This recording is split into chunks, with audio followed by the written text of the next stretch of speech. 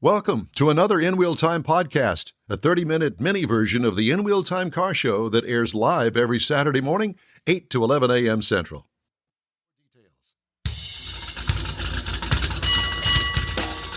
Like sands through the hourglass. Oh, boy. This is the In Wheel Time car talk show. It's a television show. I know. It's still on, too. Is it really? I think so. Yeah. What was the name of it? As the World Turns. Well, like sands through an hourglass. Today, coming to you from the 28th Annual Keels Wheels Concours d'Elegance. I read a lot. At the Lakewood Yacht Club in Seabrook, Texas. No, you don't. Another guest from today's car and boat show. Jeff has... You already did the cruise-in calendar, didn't you? I did, yeah. We messed all that up, remember? Well, I didn't mess it up. No, I did. I mean, did you mess it up? Well, there are times. Well, yeah, okay. because the cruise-in calendar, all the cruise-ins have already happened. Yeah, and Jeff tried to pull the wool over our eyes I here. did. But we weren't standing for it. And they're all in areas that are flooding, so they're probably not going to be kicked off anyway. So we'll have the stories making automotive news headlines this week at some point during this hour. Howdy, along with Mike out of this world Mars. We always need more Jeff Zekin, chief engineer and bottle washer, IT director of whatever. David Ainsley is here with us today, and also with us, Eric Lipper. We met Eric at the Autorama.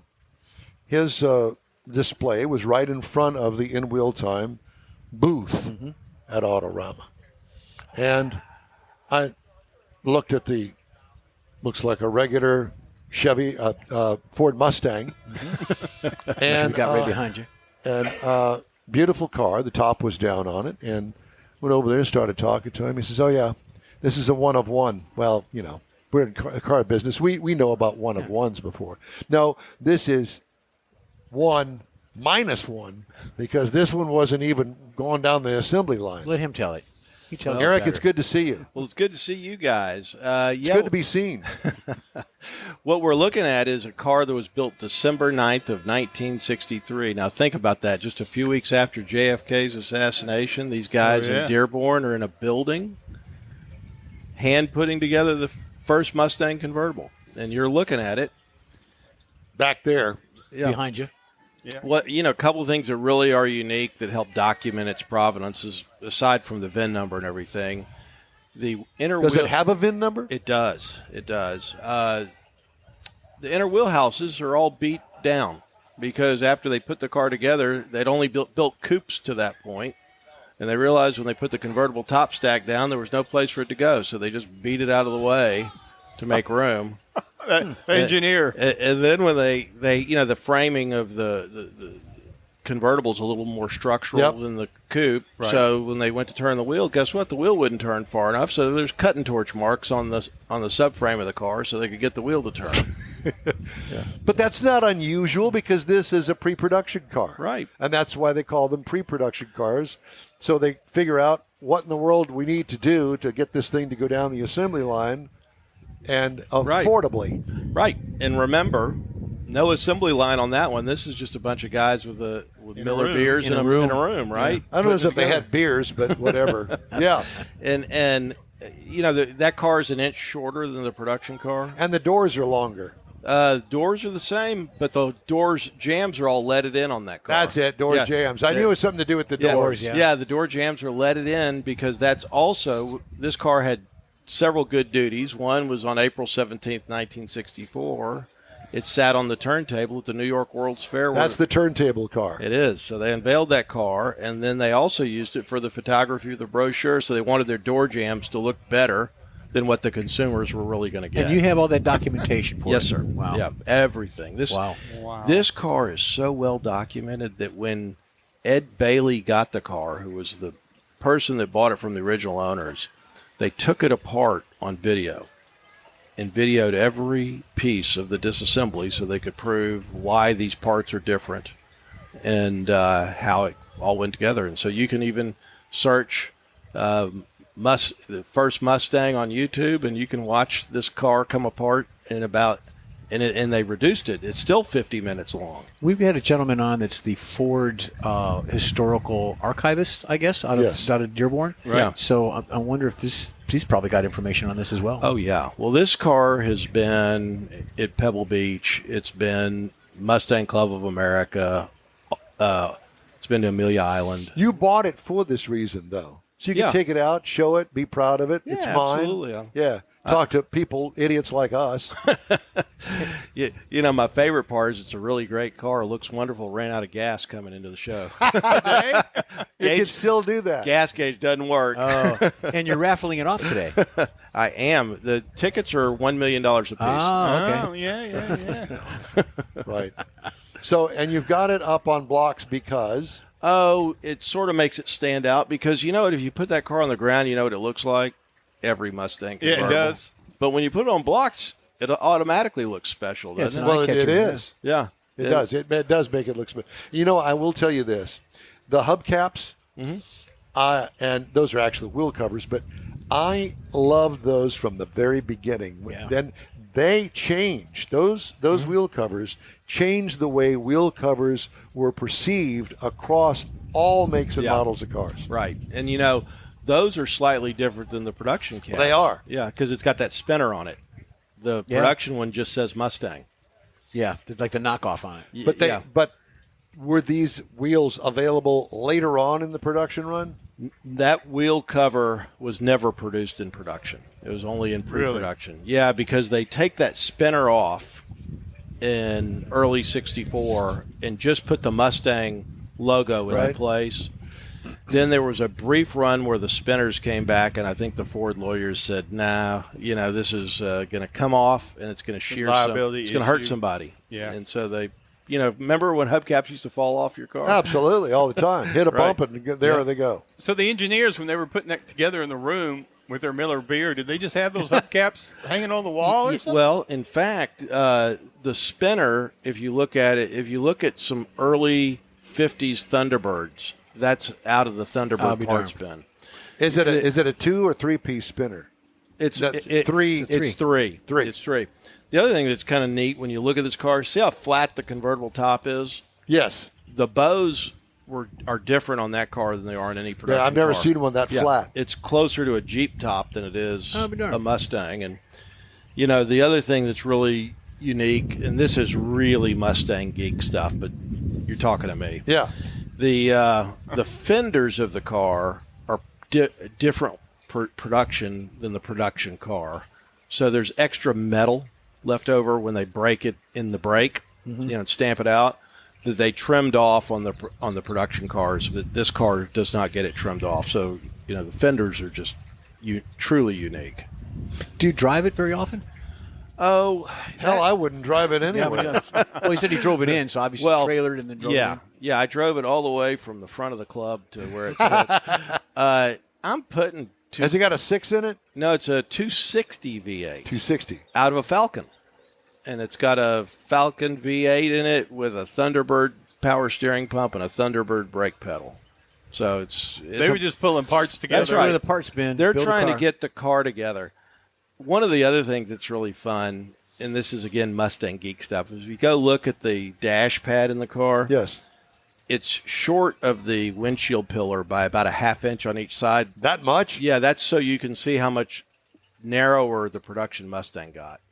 So it's got a production dash pad on it. It does. Yeah, on a custom it does. build. Wow. Yep. Production dash pad, but the sheet metal, and it's partially because it's some guys with Miller beer putting the car together in the warehouse, because some of the parts are identical to the production, but it's how they welded it together in their warehouse. You know, they hadn't fine-tuned the jig. And I'm sure that they were under some sort of pressure deadline to get the car together, painted, and your phone's ringing. Yep, I got it.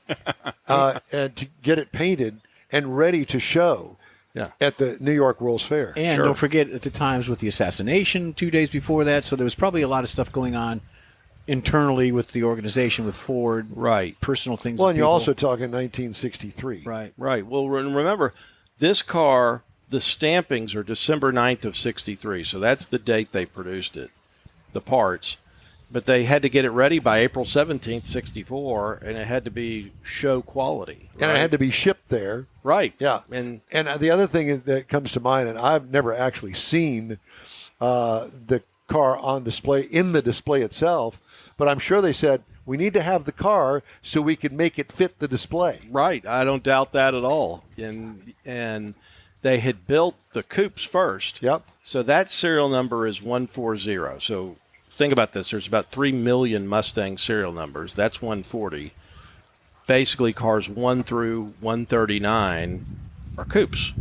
And they had finished the coupes, and now it's time, let's try a convertible. And that's the... So what did they do with the next first number in 139? sequence. Did they send them to the dealers? No, this is pretty interesting. So if you go look at or study the New York World's Fair, Walt Disney joint ventured with Ford, and they did this thing called I want to call it was called like the Ride Through America or something. Yep. They took 100 Mustangs. They literally put on a track inside the New York World's Fair, pulled by cable, and people could ride in the new Mustang. But those cars didn't have engines or transmissions. Oh, wow. And they did that with 100 of the cars. So they were built purely for the fair. And then cars had different assignments. So this one was built to be the show car. So that's why they took time and leaded the door jambs and did all that work. Wow. You know, So everything that came off the assembly line got a number, even if it didn't get an engine or transmission, because it was just going to be a cable car. Yeah. And remember, Mike, when you talk about it, it's not an assembly line. This is a pilot car, so it's done in a building. With Miller beer. And so what they did was they printed it, they punched out 200 VIN numbers. And Ford said, you have this many VIN numbers to get this car right.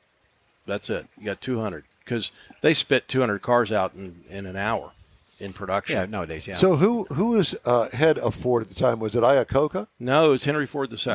Okay. So Iacocca pushed the Mustang through the system. Henry Ford II was still running it, and then shortly thereafter, Iacocca ascends to the throne till '78 when he gets terminated and goes off to the K car. Mm-hmm. Yeah. But this was probably his most famous vehicle. Most impactful vehicle for sure. Yeah, I mean, think about it. 60 years. And now, I've got a Corvette over there. The Corvette's made at 70. Let's transition now from that to your collection of cars that apparently are all red. Yes, sir. Yeah. And how many cars do you have in your red collection? We're not allowed to say that publicly. His wife's listening. Yeah, I saw my wife standing right there, and Is that her right there? uh-huh. She was taking notes. That's my wife, and she I'm so sorry. she doesn't like to She know. was over here taking pictures too. No, I got to tell you, but isn't she a beautiful woman? Yes. Yeah, and Yeah. she's put up with me for 30 years, and it's all taking. We've only put up with you for 2, and we still don't know how we've done that. Exactly. Yeah. Well, fortunately, the car hobby is something that she appreciates, so that helps me Yep. Oh, yeah. collect. And my collection is only really limited by the fact that I'm one of the few collectors that I'm the chief mechanic, transporter, valet. You do it all. Yeah, I do it all. And so, So your okay, so cars, you're you want not your hands you're not on. officially entitled to tell us the exact number of cars in the collection, but give us a rough estimate. You got 2, 10, 20, 30. 30. Okay, fair enough. Roughly. Now, is Lipper's Garage? Is that it about nearby? right? 30? So, Lipper Garage, this is very much my personality. We got enough cars, and I'm like, we bought a trailer. And I'm like, well, that trailer just looks too plain. It needs a logo. So I have a friend of mine make a logo, and we just said, Lipper Garage, right? And so then I'm like, well, we got to get shirts and hats, too, because that's the way you Obviously, go. yeah. And so Lipper Notice that Garage we is don't have swag. one. We don't have any. We just got shirts. I'm going to get you some. So the Lipper Garage is 2 locations. One is at my house near Highland Village by the Central Market, and the other location is Antoine and 290, which is just a warehouse where Yeah. I keep them. Top secret. Yeah, and everybody lives in air conditioning and has a charmed life. Yep. Yeah, battery We- tenders. We appreciate all of that. Yeah. Besides that car, give me a couple out of the collection that you think that we and our listeners, viewers would be interested in. Well, Actually, here at the show, there's that Boss 429. You don't see a Boss 9 every day. That's the one right behind the convertible. So that car in '69, Ford wanted to go NASCAR racing with their Hemi. And NASCAR was the National Association of Stock Car Auto Racing. So they said, guys, you better put it in a street car if you're going to run it at the big oval. So they had to do it, and Ford actually subbed it out to Carcraft, who put the cars together. But that has a Hemi 429 in it, and they ran those motors. Ford Hemi. Yeah, Ford Hemi. That was you remember Richard Petty was running the Dodge Daytona, right, and killing everybody with the Dodge Hemi, and so Ford said, "Well, we want a piece of that action," and that's what they did. So that's they had to make 500 of them, didn't they? They did. So that's one of the 69s, and they actually ended up, they had to make 500. They built about 650, and here we are. Nice. And so how long have you had that car? A while? Oh, that's probably 10 years. Yeah. You know? Yeah. And another car over there that's pretty interesting is that there is a Vetro Racina Ferrari. Never heard of it. Is that the one with the bonnet up on it? It's closed right now. Okay. The Vetro Racina is a Ferrari 308. Vetro Racina is the Italian word for fiberglass. So that is a fiberglass Ferrari 308. And that Ferrari 308 is right-hand drive. As I say, real men shift with their left hand, right? I guess I'm not a man. and I bought that car in London and imported it over here. Wow. And I can't help but bring up the 63 split window coupe. Yeah. I mean, an iconic car. Oh, yeah. You know. Well, yeah. All of Don Armstrong, every inch of his body would like to have that. So out of the 100 cars that you have, I'm embellishing on that, are any of them for sale? No, you know, if I sell a car, my wife might get a hold of the money. Oh. Yeah, I'm just keeping it all in wheels. That's it. Well, there is that. So are you looking to expand the collection? Always. Every minute of every day. Yeah. And I work at the office as hard as I can so that I can find cars at night. Is there anything in here that interests you that you might want to pick up? A lot, probably. Yeah. No. There's that little Dino Ferrari, right yeah. there. Oh, It's the right color. right for you. color, right? Yeah. They're in the car sales business. There you go. I should go over there. You should. Yes, you should. Yeah. That's what but I need to get one martini in me so I get my gumption up, right? Ah. Gumption. I'm familiar with that. Yeah, might need to get two because that's the share. That's its claim to fame. That's the share car. Oh, that's the share car? That's the share car. Well, I like share. So I do too. Your wife's here, I would say. Gypsies, tramps, and thieves. There you go. There you go. And when Yeah. you buy it, you can share it. no, but I will tell you where I'm headed now in the car hobby is pre-war. Pre-war. Pre-war, you know. They don't make too many red cars pre-war. Yeah, but there's some. But, you know, you look at the show over here and you see these pre-war cars, and they're sort of like 57 Thunderbirds. The market's kind of softened on Right. them, and so now they're obtainable. And I think I'm going to get myself a Auburn Cord Duesenberg, one of those. There's a white cord on the entry coming Yeah. in. You can those Wrong color. that level. You can Yeah. find some of them that are red. Yeah. I mean, there's a red Buick over there. We were just talking to a guy in 1908. Yeah. It's pretty sharp. Yeah, well, you know, that could happen. You know, you may see me next year wearing a derby cap or something. Oh, wow. Really? I may not be able to pull it off. No. That ain't happening. This man knows his limitations. That's it. And so does your wife. She knows your limitations, too. Yeah. Well, it's great to talk to you. Well, Thank you so much for the history of the beautiful car and obviously a beautiful car collection. Congratulations. We're envious. And we hope to run into you again soon. I hope we will. I hope we will too. Yeah. I always enjoy around. seeing you. Yeah. Thanks so much. I always enjoy seeing you guys. Thank you. We Appreciate you it. coming Thank by. you. Eric Thank you. Lipper Betcha. with Lipper Garage. Hey, the In-Wheel Time Car Talk Show is available 24/7 through the iHeart Radio app. Look for In-Wheel Time Car Talk. Podcasts from your favorite podcast provider. We also video stream our 3-hour weekly show on Facebook, YouTube, and InWheelTime.com. And In Wheel Time Car Talk continues right after this quick break. Pro-Am Auto Accessories has been serving Houston's auto enthusiasts since 1984, providing world-class products for sports cars, European sedans, and American muscle. Pro-Am is known as the place to go to find exclusive and hard-to-find parts and accessories. Pro-Am is one of the very first distributors in the USA for brands such as Recaro, Redline, Momo, Corbo, and Simpson. Located in the heart of Houston's premier retail and service corridor, the Galleria area, Pro-Am's walk-in storefront includes an 8,000-square-foot warehouse, showroom, and installation bays. Pro-Am not only sells parts and accessories, but also offers installation and service. Pro-Am is now reaching a worldwide audience through Pro-Am.com, taking its local reputation to the rest of the world. At Pro-Am Auto, you'll be dealing with a small group of professionals who truly want to help you with your automotive needs. If you don't see what you're looking for on the website, call and Pro-Am will lend you a hand. Pro-Am Auto, 6125 Richmond at Green Ridge in Houston's Galleria area. Call them at 713-781-7755. Want to feel good about something special you did for someone special?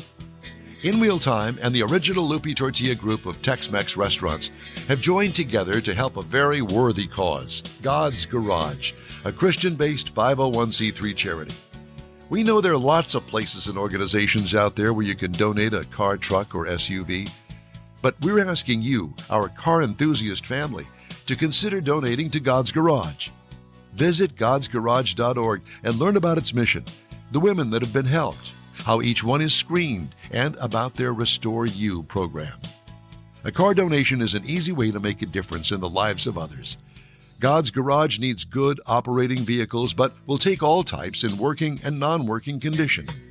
Make your heart and soul feel good by donating your gently used vehicle and help support single mothers, widows, and wives of deployed military at godsgarage.org. Saturday and Sunday, May 4th and 5th, you're invited to enjoy the 28th annual Keels Wheels Concours d'Elegance. See the largest collection of classic cars and boats in the U.S. on display at the beautiful Lakewood Yacht Club in Seabrook, Texas. This year's Keels Wheels features 60 years of Ford Mustangs and Donzi boats. There's plenty of free parking, and discount tickets are available online at keels-wheels.com. It's Keels Wheels, Saturday and Sunday, May 4th and 5th at the Lakewood Yacht Club in Seabrook. In Wheel Time will be there, too. We'll see you there.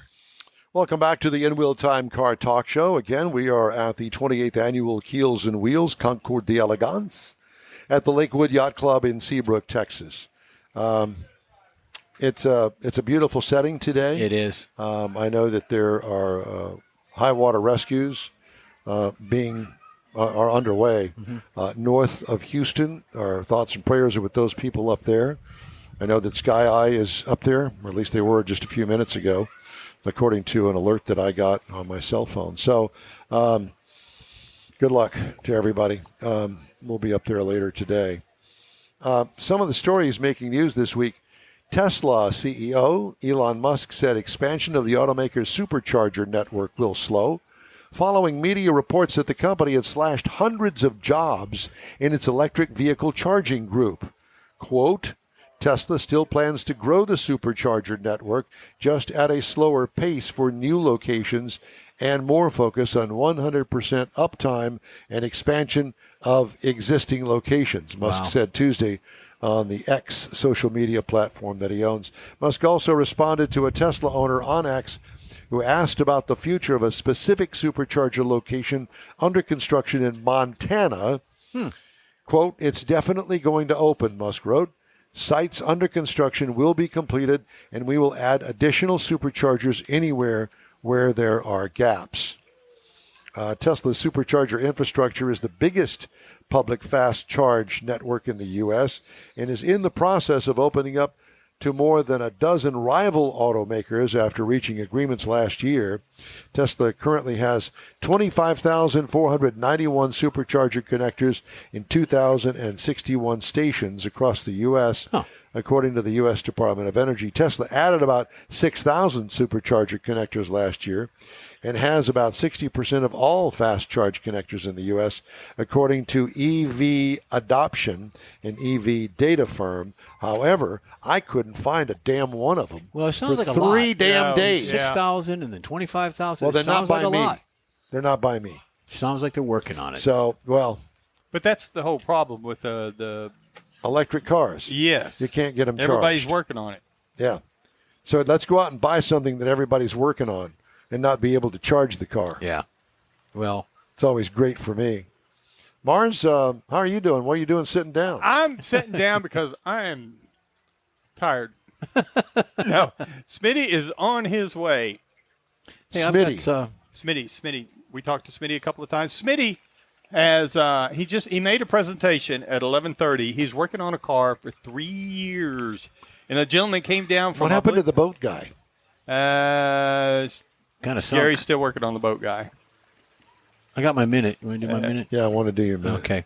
Well, with this minute, just this past week, race car driver Wally Dallenbach, and I met him back in the early 70s through my brother-in-law up Michigan International Speedway. Wally Dallenbach passed away this past week. Regular presence at the Indy 500 in the 60s and 70s, went on to become one of the most respected series officials in modern-day Indy history. He died Monday, according to the Indianapolis Speedway and the Pikes Peak International Hill Climb Association, which he was very, very involved in. He was 87 years old, huge contribution to the sport, 5 decades.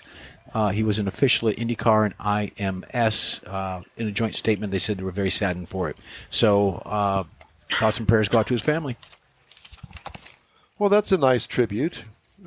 Yes, I remember the Wally Dallenbach name very well. Obviously, Met him. I never had the opportunity to meet him. As a kid, I was probably 14, 15 years old. I did meet Wally Parks. He's Yeah. another Wally. Yeah, we got a Wally in the studio. We have a Wally in the studio. We do. Yeah. Wally had your keys for the truck the other day, the bat. My dad's name is Wally. Walter. Mars sends me this text message. What is that BAT? I'm going, what? A BAT? I sent him a question mark. Big ass truck. Where did you come up with that? I know you didn't come up with that. No. A girl that I used to work with, her fiance had a BAT, is the way she called it. Wow. Well, for you, it would be a BDT, a big donkey truck. Nah, not into the donks. No, not donks. Oh. Donkey. Because you're hauling a lot of it. Hauling donkey. Hauling donkey. donkey. Yeah. Well, I had one of them once, but that's it broke today. Well, I'll tell you what. Let's just sit here and look at Mars while we do I'm this. waiting for Cher to drive away in that car. Well, I was asking about that earlier, but she was the Who owns that car? Cher. Cher's husband? No. It's Does she have a husband? Well, that's she what they had a call her. husband. But she was the first owner of that car, and that's kind of its claim to fame. And That's a claim to fame? for the car, I guess. Well, I mean, I guess if you could go back and find it, my 1972 Vega would have a claim to fame. Mm-hmm. Don Armstrong owned that. Yeah. There's a claim Yeah, to but- fame. you didn't have Cher sitting in your seat. There's a yellow Porsche in front of us with 2 water skis on the back of it. Yeah. And Yeah, David you and I were were looking admiring for that. water skis earlier. The gentleman was polishing the water skis before he put them on the car. So just it's an event. You have to be here. It's got a California plate on it. Yep. California dreaming. Yep. There's a lot of nice stuff. Is that a Rolls Royce in front of us? Is that what that is? Is that a Rolls? No, that's a BMW. Right there. That the blue car, one? that gray Is car? the gray one? Yes. It's got a BMW logo Oh on the yeah, trunk. it certainly does. Oh, I'll be darned. He's absolutely That's right. what You know Eric what- was talking about. His C8 Corvettes in the same class as that. Oh wow. And I That's what forgot he to didn't tell him, understand. I've got a Mustang right now that I'm driving. Oh yeah. I have the Mustang Dark Horse. Do you? 500 horsepower with a 6-speed manual transmission. Man. It ain't got a lot of rubber left on it when I got it. Well, I No. haven't had it. They're not giving it to you. Apparently not. No. I got the Mustang GT with a 6-speed. That's all I got. Yeah. Do you have one now? Yeah. Huh. Wow. My Mustang will beat your Mustang.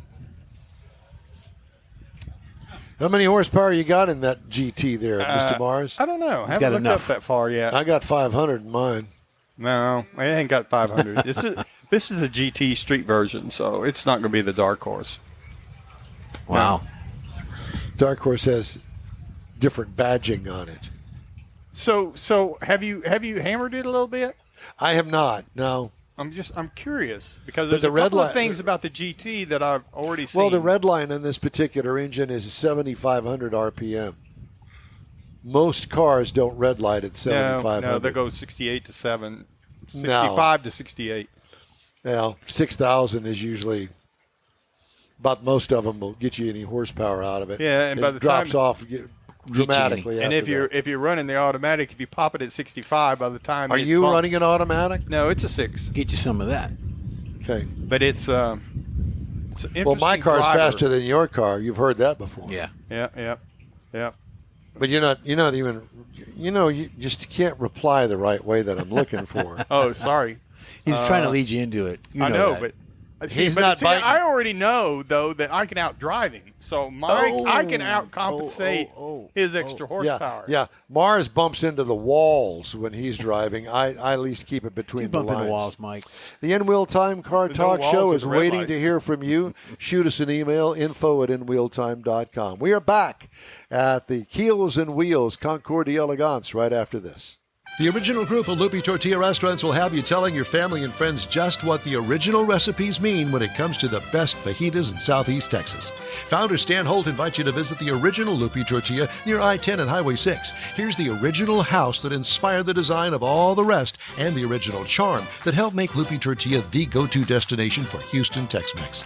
Speaking of original, nothing can compete with the original lime pepper marinade that everyone will agree makes Lupi Tortilla award-winning beef fajitas the best anywhere.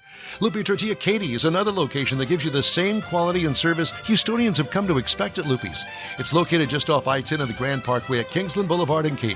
Find yourself in Aggie Land? Head to the Lupi Tortilla in College Station, located just around the corner from Kyle Field. It's a great place to enjoy those famous frozen margaritas before or after the game. Headed east to Louisiana, stop in at the Lupi Tortilla in Beaumont. It too's on I-10. You can't miss it.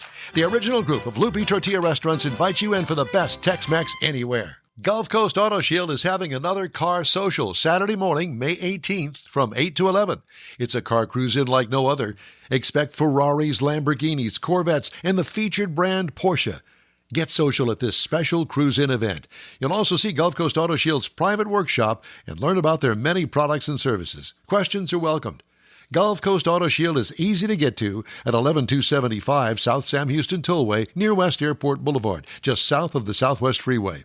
The Car Social featuring Porsche takes place Saturday morning, May 18th from 8 to 11. Tell your friends, and no matter what car you have, bring it and enjoy this rare opportunity to see some of Houston's finest rides. In Wheel Time will bring its car talk show there too, so join us for another Car Social at Gulf Coast Auto Shield, Saturday morning, May 18th, 8 to 11 at 11275 South Sam Houston Tollway, just south of the Southwest Freeway. Visit gcautoshield.com to see the show flyer for more details. That's it for this podcast episode of the In Wheel Time Car Show. I'm Don Armstrong, inviting you to join us for our live show every Saturday morning, 8 to 11 a.m. Central on Facebook, YouTube, Twitch, and our InWheelTime.com website. Podcasts are available on Apple Podcasts, Spotify, Stitcher, iHeart Podcast, Podcast Addict, TuneIn, Pandora, and Amazon Music. Keep listening, and we'll see you soon.